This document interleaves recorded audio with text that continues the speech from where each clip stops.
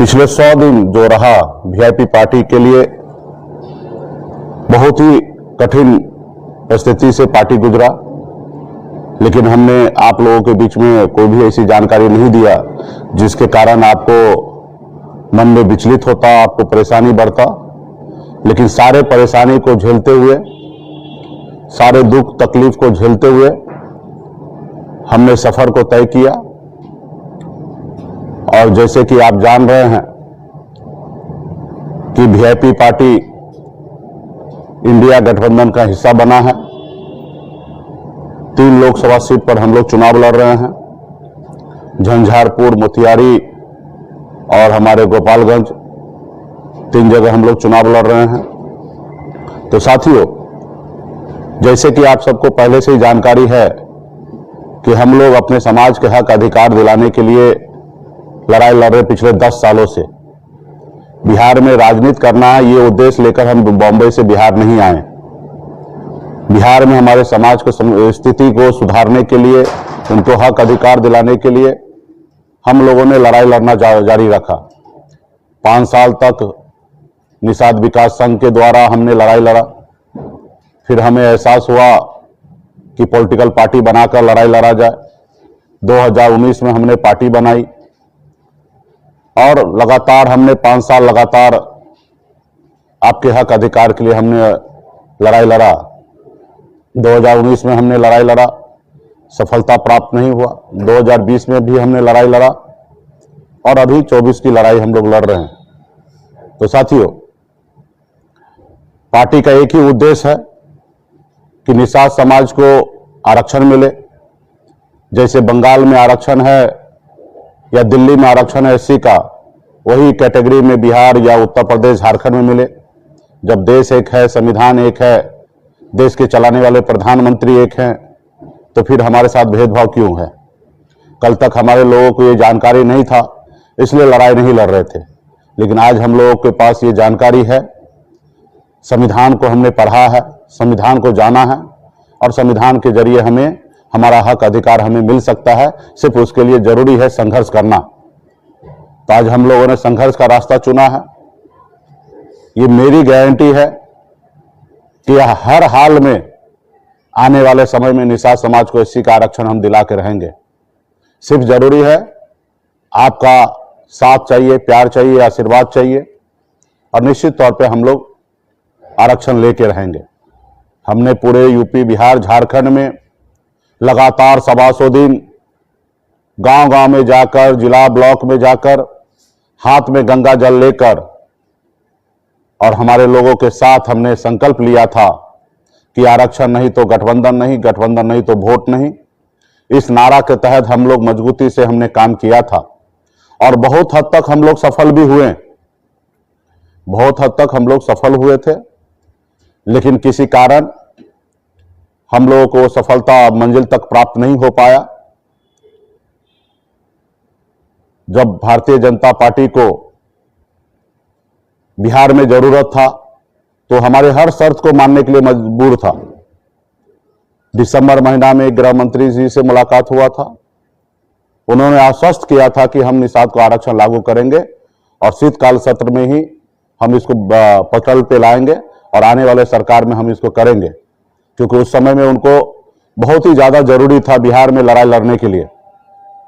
फिर उन्होंने नीतीश कुमार जी को अपने पाले में कर लिए और जब वो उन्होंने अपने पाले में कर लिए तो उनको लगा कि जब नीतीश जी आ गए हैं तो मल्ला का बेटा का जरूरी नहीं, वीआईपी पार्टी का जरूरत नहीं है।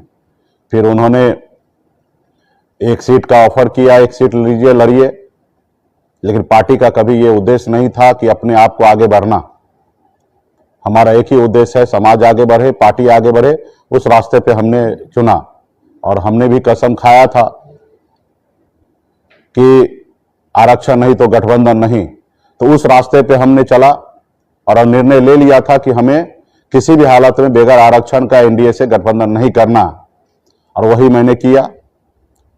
उसके बाद बहुत सारा परिस्थिति बना और भारतीय जनता पार्टी बहुत ऐसे रणनीति पे काम किया। उनका पूरा कैलकुलेशन था कि किसी भी तरीके से वीआईपी पार्टी का रजिस्ट्रेशन कैंसिल कर दे, और उस पर उन्होंने काम भी किया। उन्होंने गलत तरीके से हमारा चुनाव सिंबल जो है वो दूसरे पार्टी को अलॉट कर दिया है। उसके बाद उन्होंने बहुत कोशिश किया कि वीआईपी पार्टी का रजिस्ट्रेशन कैंसिल हो जाए, लेकिन हमने पूरा शक्ति लगाया, मेहनत किया, बहुत सारे लोगों को इसमें मदद भी हमने ली, जिसके कारण हमारे पार्टी का रजिस्ट्रेशन बच गया। इस देश में 927 पार्टी को रजिस्ट्रेशन कैंसिल किया गया अभी 2024 में। जो चुनाव आयोग को 6 महीना पहले कार्य को पूर्ण करना चाहिए था, वो अंतिम समय तक सभी पॉलिटिकल पार्टी देश में जितने भी है सबको लटका के रखा, इंक्लूड वीआईपी पार्टी भी। और हमारे पास पूरा सबूत है। अभी हम लोग चुनाव मैदान में हैं, अभी इस पे हम लोग लड़ाई नहीं लड़ेंगे, हम अभी अपनी लड़ाई लड़ेंगे, लेकिन इसके बाद समय आएगा तो हम लोग लड़ाई लड़ेंगे। हमारे पास पूरा पेपर है। चुनाव आयोग को जब भी कोई नोटिस करना होता है पिछले 5 साल में, तो हमारे पता पे, एड्रेस पे उन्होंने किया है। जब हाल फिलहाल में उनको हमें घुमाना था, तो आप देखिए कि किस तरीके से दिल्ली के एड्रेस पे हमें नोटिस किया है, जो एड्रेस हमने कभी दिया ही नहीं और हमारा एड्रेस है ही नहीं। 1 महीना इसमें लैप्स कर दिया गया। चुनाव आयोग ने सिंबल के अलॉटमेंट के लिए 11 तारीख से जनवरी से उन्होंने आवेदन मांगा और हमने 10 तारीख को आवेदन एक्सेप्ट वहां पे पहुंचा दिया। और लेकिन उन्होंने कहा कि हमने 6 महीना पहले ही आपको जमा करना था, गलत तरीके से आपने सिंबल दूसरे को उन्होंने दे दिया। जब अगर 11 तारीख से आपने आवेदन मांगा, 4 जनवरी को नोटिफिकेशन किया कि 11 तारीख से जमा करना है, तो ये आवेदन एक्सेप्ट होगा कि 6 महीना पुराना है। तो खैर इस पे भी उन्होंने, उनका गलती है। उसके बाद हमारे गृह मंत्री जी से भी बातचीत हुआ, जिस पे लेटर पे भी पत्राचार हुआ है। ये सभी आपको सोशल मीडिया के जरिए पता चलेगा कि किस तरीके से गृह मंत्री जी ने एक्सेप्ट किया, इसको पटल पे कैसे लाएंगे। शीतकालीन सत्र में इसका भी लेटर उन्होंने हमें प्राप्त कराया और वो पूरा क्लियर था कि वो आरक्षण पे निर्णय लेंगे। लेकिन नीतीश जी के आने के बाद उनको लगा कि निषाद के बेटा को जरूरत नहीं है। तो खैर साथियों, उनको एक समय तो था कि वो देने के लिए मन बना लिए थे, लेकिन उनको लगा कि अभी नीतीश जी के आने से काम उनका बन रहा है, तो हमें नजरअंदाज किए हैं। लेकिन इसी तरीके से शक्ति ताकत बनाए रखिए, निश्चित तौर पे आगे आने वाले समय में हम लक्ष्य को प्राप्त करेंगे। और तमाम हमारे पार्टी के जितने भी कार्यकर्ता है, शुभचिंतक है, सभी से अपील करूंगा कि मजबूती से यूपी, बिहार, झारखंड में इंडिया गठबंधन के साथ खड़ा होइए। इस बार हमारे सीट मिला, कितना मिला, ये मायने नहीं रखता है। मायने रखता है कि लड़ाई लड़े। जो लोग हमें इग्नोर किया, जो लोग हमें पहचानने से इनकार किया, ऐसे लोगों को हम अपनी शक्ति का एहसास कराएं। तो इसलिए साथियों, यूपी में सीट मिला नहीं मिला इसके लिए सोचना नहीं है, झारखंड में सीट मिला नहीं मिला इसके लिए नहीं सोचना है, बिहार में कितना सीट मिला वो नहीं सोचना है। हम आगे की तैयारी फिर 2025 की लड़ाई लड़ेंगे, 29 की लड़ाई लड़ेंगे। और निश्चित तौर पे जिस तरीके से हमने प्रोग्रेस किया है पिछले 5 सालों में हमारी पार्टी, आने वाला समय में निश्चित तौर पे बिहार ही नहीं देश में हमारी पार्टी का एक अपनी पहचान होगा। लेकिन इसके लिए निरंतर आपको हमको संघर्ष करना पड़ेगा। हम लोग ऐसे घर में जन्म लिए जहां पे बचपन से लेकर और बुढ़ापा तक संघर्ष करना पड़ता है, बहुत मजबूरी का सामना करना पड़ता है। आप और हम अगर संघर्ष अभी करेंगे तो शायद हमारे आने वाला पीढ़ी को जितना संघर्ष आज करना पड़ रहा है उतना संघर्ष नहीं करना पड़ेगा। तो इसके लिए हम लोगों ने लड़ाई लड़ रहे हैं। अभी 3 लोकसभा सीट मिला है। हमने निर्णय लिया कि मैं चुनाव नहीं लड़ूंगा। अब पूरे बिहार में प्रचार करेंगे ताकि ज़्यादा से ज़्यादा हम सीट इंडिया गठबंधन जीत सके, ज़्यादा से ज़्यादा जो हमारा दुश्मन है उनको नुकसान दे पाए। और तीनों सीट में एक सीट सुरक्षित सीट है जहाँ पे किसी एससी के भाई को हम लोग टिकट देंगे। 2 सीट है, उस सीट पे हर हाल में हमें चुनाव जीतना है। सिर्फ फॉर्मेलिटी के लिए हम चुनाव नहीं लड़ेंगे।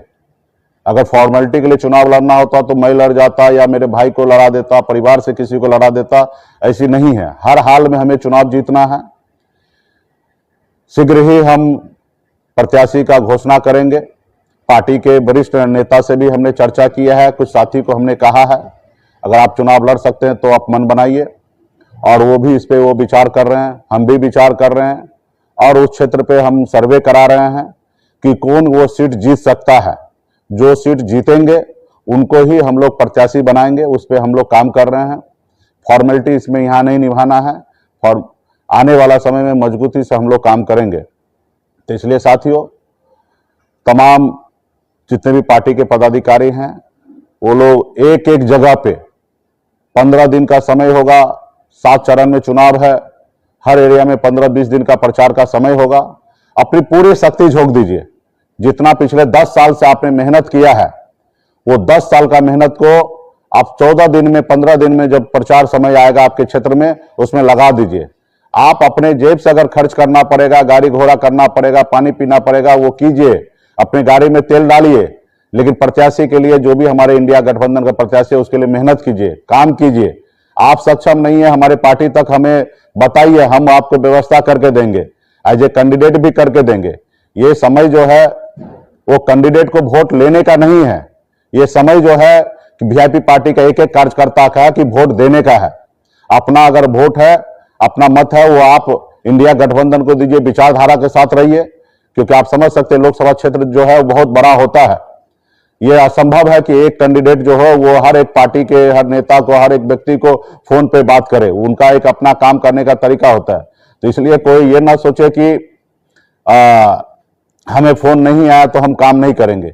नहीं, ये चुनाव आपका है और जब आप लड़ेंगे, अभी अपनी शक्ति का एहसास करा देंगे बिहार में, तो 2025 का चुनाव यूं कह दीजिए कि विधानसभा चुनाव कभी भी हो सकता है बिहार में। और जब आप 100% अगर चुनाव का वोट अगर ट्रांसफर करा देते हैं तो निश्चित तौर पे साथी आपको कभी भी पीछे मुड़ के नहीं देखना पड़ेगा, आप बहुत आगे निकल जाएंगे। और जब आप अभी 100% अगर सीट वोट को अगर अपना ट्रांसफर करा देते हैं, गठबंधन के सहयोगी को एहसास करा देते हैं कि नहीं आपका वोट ट्रांसफर होने वाला है और आपके पास ताकत है, जैसे आपने बोछा में अपनी ताकत को दिखाया, एक एक वोट आपने अपने पार्टी के दिलाया, जैसे आपने कुरहनी में एक एक वोट अपने पार्टी के लिए दिलाया, जैसे सिमरी बख्तियारपुर में एक एक वोट अपने पार्टी के लिए दिलाया, वैसे पूरे बिहार में अपने वोट को अगर अपने गठबंधन के लिए अगर आप ट्रांसफर करा देते हैं तो निश्चित तौर पर मैं कहता हूं कि कई दर्जन सीट पर आने वाला समय में विधानसभा में चुनाव होगा, जिसमें आप लड़ेंगे, आपके पार्टी के लोग लड़ेंगे, समाज के लोग लड़ेंगे, अन्य लोग लड़ेंगे, पार्टी मजबूत होगा, आपकी अपनी सरकार बनेगा। और जब आपकी अपनी सरकार बनेगा तो उसमें बहुत सारे समस्या जो है राज्य का, वो समस्या दूर होगा। तो इसलिए साथियों, ये करो मरो वाला स्थिति है, इसलिए हमने चुनाव नहीं लड़ने का निर्णय लिया है। तो इसलिए साथियों, आप सभी को पार्टी के साथ खड़ा होइए और मजबूती से एक एक क्षेत्र में काम कीजिए। जो भी कहीं समस्या वो डायरेक्ट हमें आप बताइए। आप देख रहे हैं कि किस तरीके से रोज हमें कार्यक्रम करना पड़ रहा है। आज भी 3 सभा करके हम आए हैं। तो बहुत सारे ऐसे चीजें हैं, उस पर काम करना है। और ये 100 दिन का जो इतनी बड़ी कठिनाई वाला समय था उसको हमने पार किया है।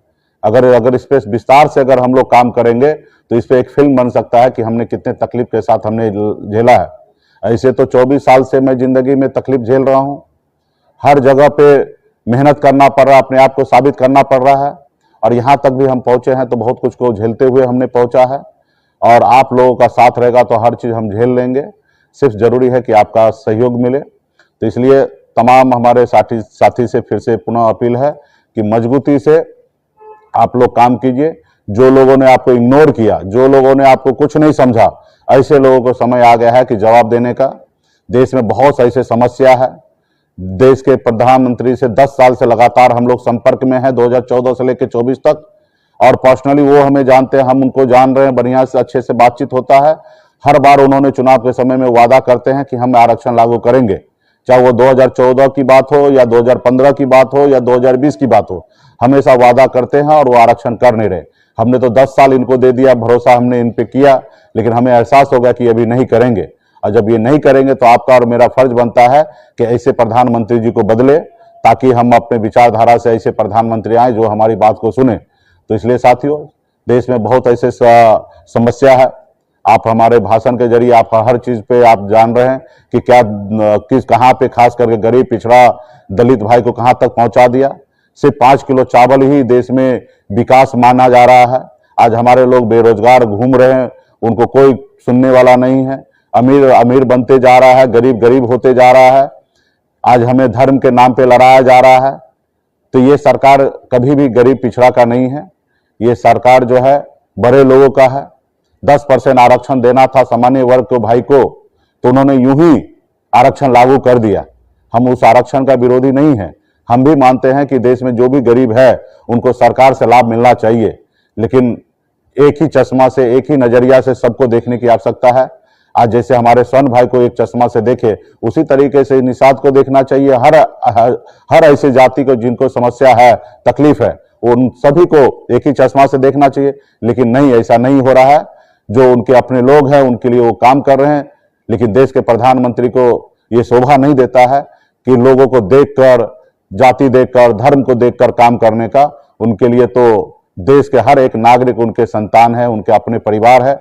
सिर्फ कहने के लिए परिवार नहीं होना चाहिए, करने के लिए होना चाहिए। तो साथियों, हमारे पास एक ही विकल्प है, संघर्ष करना, लड़ाई लड़ना और लड़ते रहना। और ताकि हमारे पूर्वज भी इस देश को आज़ादी दिलाने के लिए 250 साल लड़ाई लड़ा अंग्रेज से, तब देश आज़ाद हुआ। तब हमें बाबा साहब ने हमें एक संविधान बनाया, लोकतंत्र हमें दिए। लेकिन आज लोकतंत्र नहीं है, आज कहीं ना कहीं राजतंत्र है।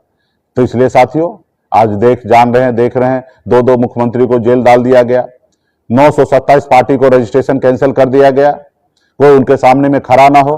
वो सोच रहा था कि मुकेश सहनी इस बार चुनाव लड़ेंगे नहीं, एक सीट पर वो मान जाते हैं तो लड़ाएंगे, नहीं तो इनका पार्टी रजिस्ट्रेशन कैंसिल कर देंगे, ये चुनाव लड़ेंगे नहीं, आसानी से हम चुनाव मैदान में रहेंगे और ज्यादा से ज्यादा सीट जीत के आएंगे।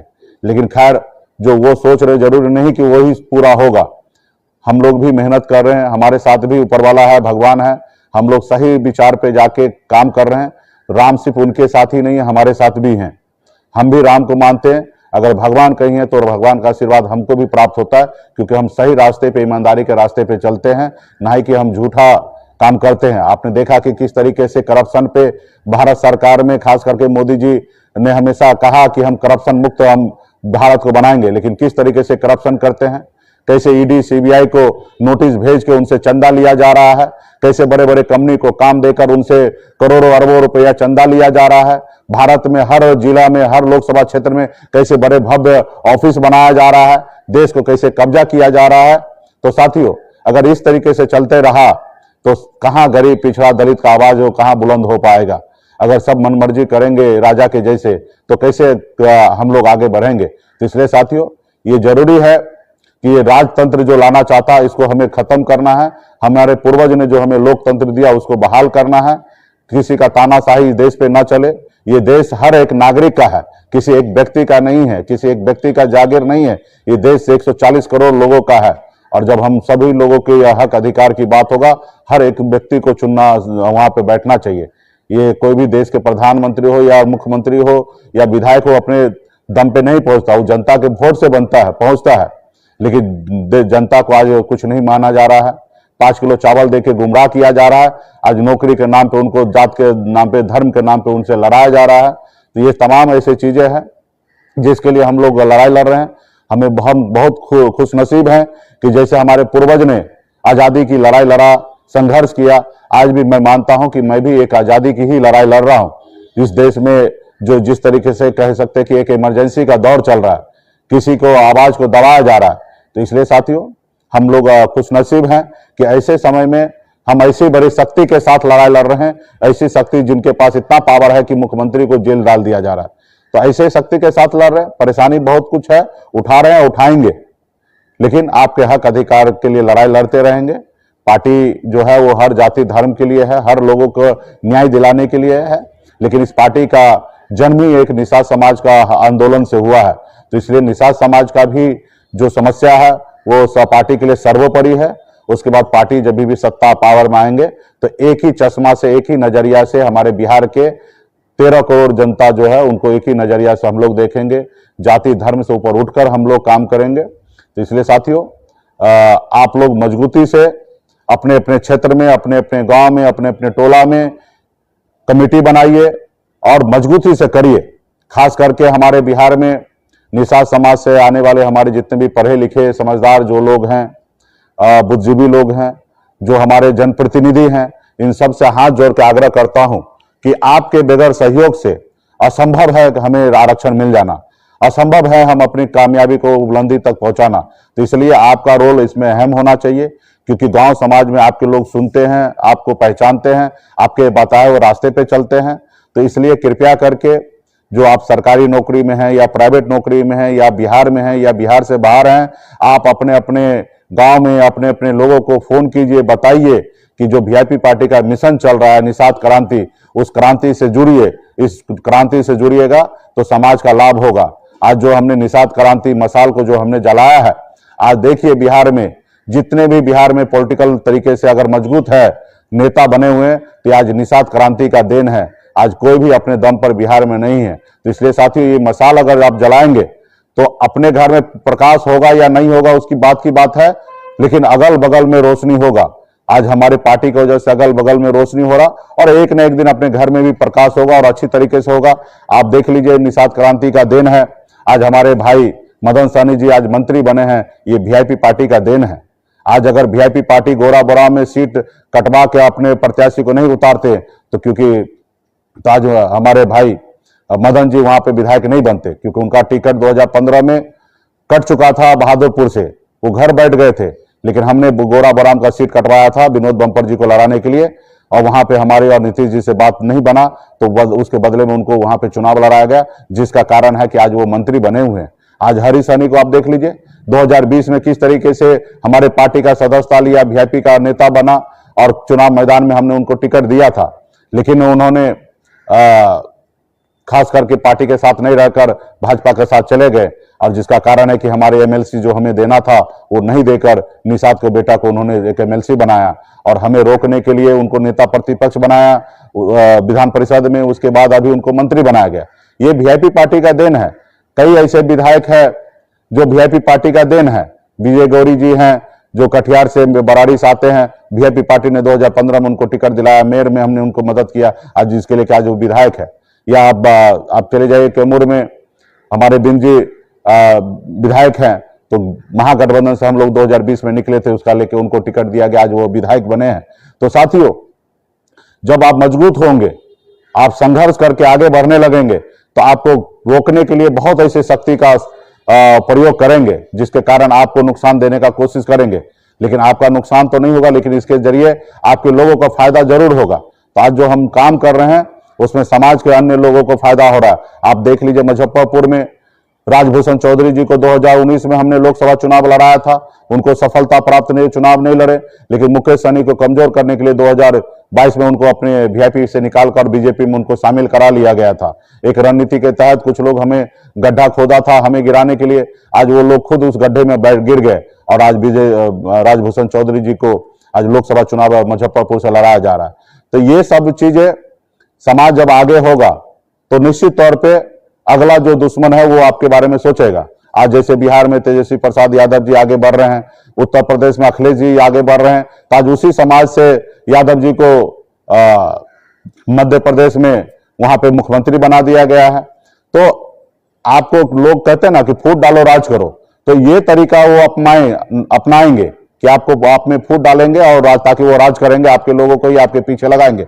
लेकिन हमें इससे विचलित नहीं होना, इससे हमारा समाज आगे बढ़ रहा है, व्यक्ति विशेष ही आगे बढ़ रहा है, लेकिन हमारा झंडा जो है हमेशा ऊंचा रहना चाहिए। जब तक झंडा ऊंचा रहेगा तब तक आपके लोग पॉलिटिक्स में हो या सामाजिक में हो, आपको लोग पहचान पूछेंगे और आपको इज्जत देंगे। तो इसलिए साथियों, हर एक वीआईपी का कार्यकर्ता, हमारे शुभचिंतक, हमारे सपोर्टर, हमारे लोगों का कर्तव्य बनता कि वीआईपी का झंडा बुलंद रहे।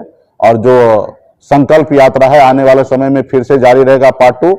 अभी जो जितने भी आपने संकल्प लिया माता गंगा का, आपने अपने पूर्वज का साक्षी मानकर आपने संकल्प लिया है, उस संकल्प को ऊपर आपको और हमको सभी को चलने का समय आ चुका है। तो इसलिए साथियों, सिर्फ आपको ही उस पर चलना नहीं है, अपने अगल बगल में जितने भी आपके रिश्तेदार है, आपके जानने पहचानने वाला है, उन सब को आपको कोशिश करना है कि अपने गठबंधन, इंडिया गठबंधन के साथ खड़ा हो जाए।